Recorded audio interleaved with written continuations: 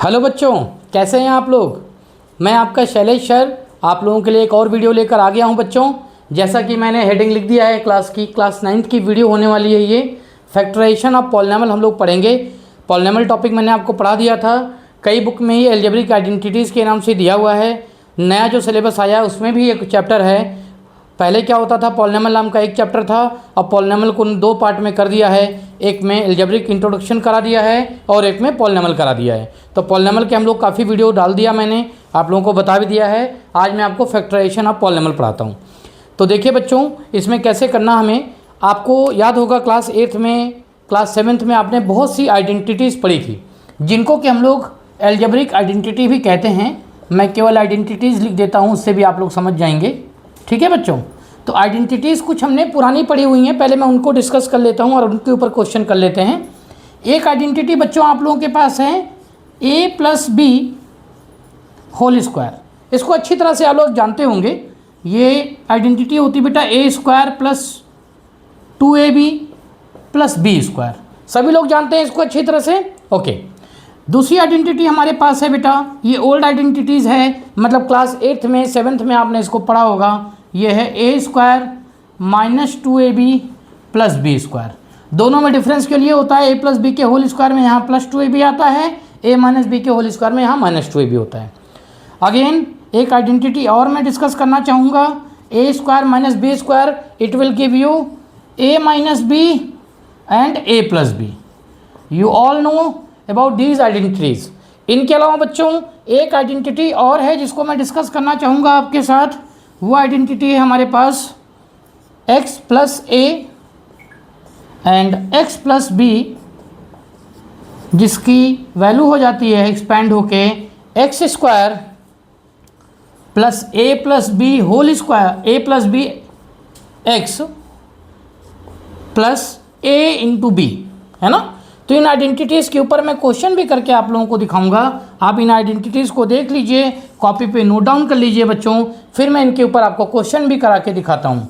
ये दोनों को मैंने एक साथ रख दिया, आप हमेशा इन दोनों को साथ में ही लर्न करिएगा बच्चों। a + b whole square, a² + 2ab + b², a - b whole square, a² - 2ab + b²। Okay बच्चों, तो होपफुली आपने इसको उतार लिया होगा कॉपी पर।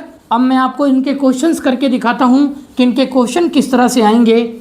ठीक है, आप लोग ध्यान से देखिएगा जो क्वेश्चन मैं आपके साथ करने जा रहा हूँ, क्योंकि बिना क्वेश्चन के हम इसको समझ नहीं पाएंगे बेटा। एक क्वेश्चन मैं आपके लिए ले रहा हूँ, हमें फैक्टराइज करना है। क्वेश्चन 1 लिखा हुआ है, आप इसे फैक्टराइज करिए। फैक्टराइज का मतलब होता है बेटा कि the algebraic term is in the form of plus और माइनस, यानी प्लस और माइनस के फॉर्म में दिए रहेंगे। You have to change them in the form of product, मतलब आप उसे प्रोडक्ट के फॉर्म में रखेंगे, फैक्टर के फॉर्म में लिखेंगे। जैसे हमारे पास क्वेश्चन है 49a² + 70ab + 25b²। तो आप क्वेश्चन को देखिएगा बच्चों, और क्वेश्चन को देख करके अगर आपको लगता है कि कोई ऐसा टर्म है जिसमें वेरिएबल की दोनों वैल्यू एक साथ आई है, जैसे यहाँ पे ए भी दिख रहा है आपको, तो आप ये समझ लीजिएगा कि ये क्वेश्चन, और यहाँ पे 49a² हमारा ये a² की तरह बिहेव कर रहा है।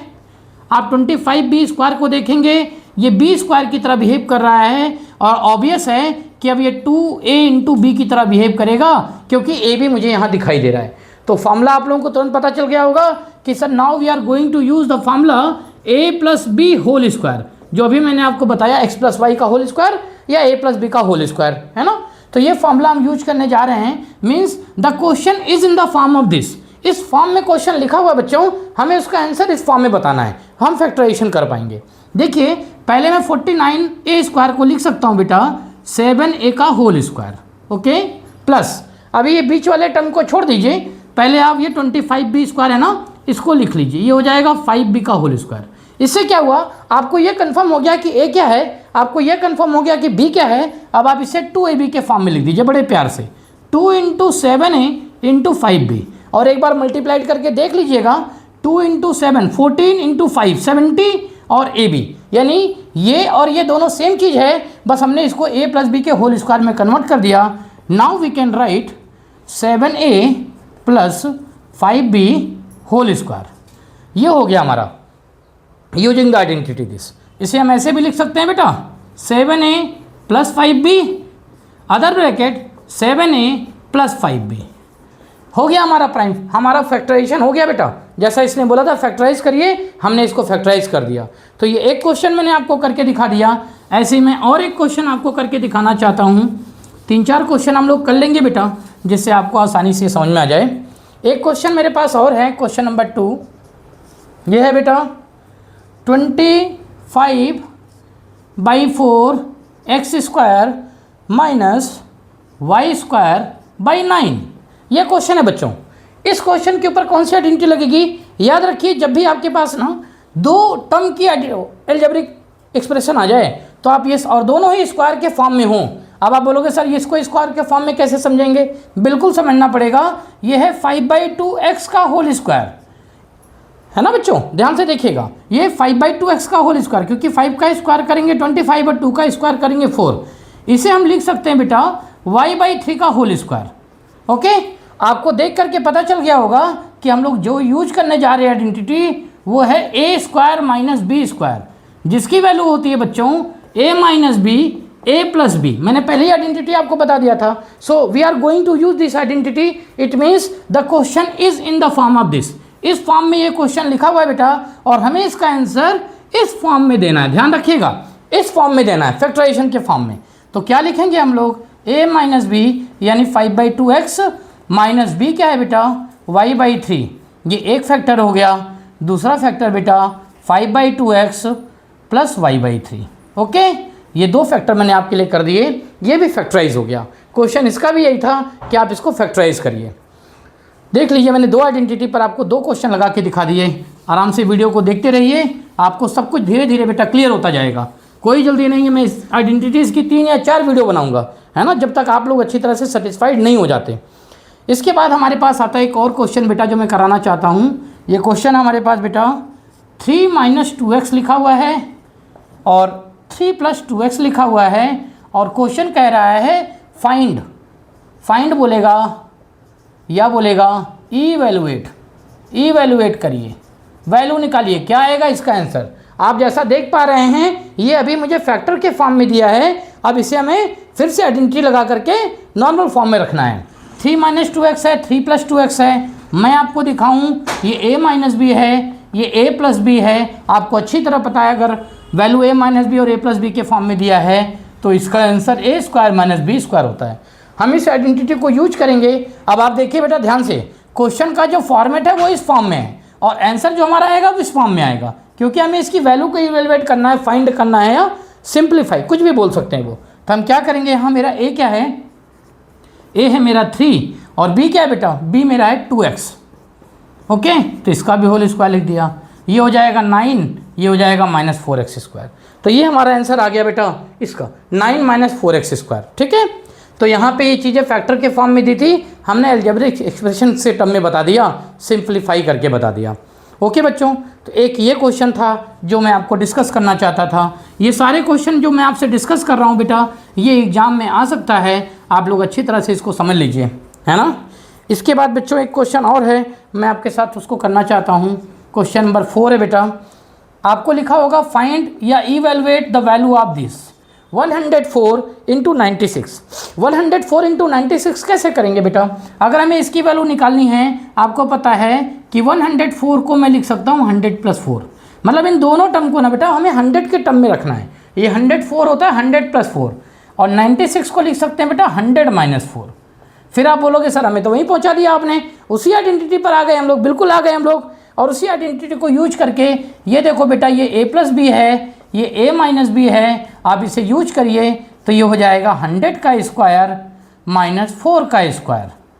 अच्छा, ये लिख देता हूँ मैं, वैसे तो मैंने लास्ट वीडियो में भी लिख दिया था, a² - b²। तो आप 100 का स्क्वायर - 4 का स्क्वायर करेंगे बेटा, तो ये तो हो जाएगा आपका कितना? 10,000। ओके, इसके बाद हमारा ये हो जाएगा 16। इसको सब्ट्रैक्ट कर लीजिए बेटा, जब इसे आप सब्ट्रैक्ट करेंगे तो ये 9,984 आपका आएगा, 9,984। This is the answer. आप इनको मल्टीप्लाइड करके करते तो भी आपको यही आंसर मिलता, इस मेथड से करेंगे तो भी आपको यही मिलेगा, लेकिन एग्जाम में आपको ऐसे ही करना बेटा, क्योंकि ये हमारे सिलेबस में है, ध्यान रखिएगा। इसके बाद मैं एक क्वेश्चन और आपके साथ डिस्कस करना चाहता हूं जो बहुत ज़रूरी हो गया है, अगर वो मैंने छोड़ दिया तो कन्फ्यूजन क्रिएट हो जाएगी बेटा। एक क्वेश्चन और मैं आपको कराता हूं, देखिए क्वेश्चन नंबर 5 है वो, है ना। मेरी कोशिश होती है बेटा कि एक वीडियो में कम से कम मैं इतने टॉपिक करा दूं कि आप ढेर सारे क्वेश्चन घर पे लगा लें। नहीं पूरा होता तो मैं खुद ही बेटा आपको अगली वीडियो बना के देता हूं, फिर अगली वीडियो बना के देता हूं। जब तक मैं सेटिस्फाइड नहीं होता कि मैंने अपने बच्चों को पूरा डिलीवर कर दिया है, मैं आपको बनाता रहा हूँ। उसके बावजूद भी अगर आप लोगों को लगता है कि सर कुछ रह गया तो प्लीज़ कमेंट बॉक्स में जाकर मुझे कमेंट करिए बेटा, आप ही से सीखूंगा तभी तो आगे कराऊंगा, है ना। ध्यान से देखिए क्वेश्चन और है बच्चों, 3x + 4 है, एक हमारे पास है 3x - 5। ज़रा ध्यान से देखिएगा। अब अगर किसी बच्चे ने ये कह दिया कि सर ये 3x + 4 या 3x - 5 फिर से वैसी आइडेंटिटी है, तो थोड़ी सी गलती हो जाएगी बेटा। मान लो ये a + b है, तो क्या आप इसे a तो कह सकते हैं, क्या ये b है? नहीं, ये b नहीं है, b की जगह पे कोई और टर्म है, यानी a + b और a - b तो इसमें नहीं लगेगा। ये बात कंफर्म हो गई। a + b a - b के लिए ये दोनों टर्म का सेम होना जरूरी है, लेकिन यहाँ पे आप देख रहे हैं कि अलग है। हमारे पास एक फॉर्मूला और था, अगर मैं आपको याद दिलाऊं तो x + a x + b है ना बेटा, उसका फॉर्मूला होता है x² + a + bx + ab। इसलिए मैं इसको लिख भी दे रहा हूँ, ध्यान से देखिएगा। यहाँ पर मैं कंपेयर करूँ तो मेरा x जो है बेटा वो 3x है, a मेरा 4 है और b मेरा -5 है। याद रखिएगा b को 5 नहीं लेना बेटा, b को आप -5 ही लेंगे, जो ये माइनस दिया है ना इसको यूज करेंगे, ठीक। आइए देखते हैं, क्वेश्चन का फॉर्मेट ये है, हमें इस फॉर्म में क्वेश्चन को लाना है, ठीक है। तो मैं क्या करूँगा, x की जगह पे लिखा बेटा मैंने 3x², ओके। a + b की जगह पे लिखूँगा बेटा मैं 4 + -5, ओके बच्चों। x की जगह पर फिर से मैं लिख दूंगा 3x और ab की जगह पर बेटा 4 × -5, ठीक है। ध्यान से देख लीजिएगा, ये x² हो गया है, ये a + b हो गया है, ये x हो गया है, ये 4 × -5। सेम यही आइडेंटिटी को यूज कर रहा हूँ मैं। इसका आंसर आ जाएगा बच्चों 9x² - 1 × 3, यानी कि डायरेक्ट मैं -3x लिख सकता हूँ। देख लीजिए बेटा, इसका आंसर -1 आ जाएगा, × 3x करेंगे तो -3x हो जाएगा, ठीक है। उसके बाद हमारे पास आएगा बेटा -20, ये हमारा आंसर आ गया, ठीक है बच्चों। तो ये एक क्वेश्चन मैंने और आपको कराया जो कि x + a x + b की आइडेंटिटी पे था। लगभग हर आइडेंटिटी पर मैंने आपको एक क्वेश्चन करा दिया है। अगर आप इसे ध्यान से देख सकें, एक दो बार वीडियो को और अच्छी तरह से देख लीजिएगा बच्चों। वीडियो को देखने के बाद आपको नहीं समझ में आता है तो आप मुझे कमेंट बॉक्स में कमेंट कर दीजिएगा। मेरे वीडियो को अच्छा लगे तो लाइक और सब्सक्राइब भी करिएगा, ताकि आपके जैसे और बच्चे कोई पास भी उसकी रीच पहुंच जाए बेटा, है ना। अपने दोस्तों को ही बताइएगा कि शैलेश सर नई वीडियो डाल दिए हैं। चलिए तब तक के लिए न्यू वीडियो का इंतजार करिए, इस वीडियो को अच्छी तरह से देखिए और हाँ प्रैक्टिस जरूर करते रहिए बच्चों, ठीक है। Okay bye.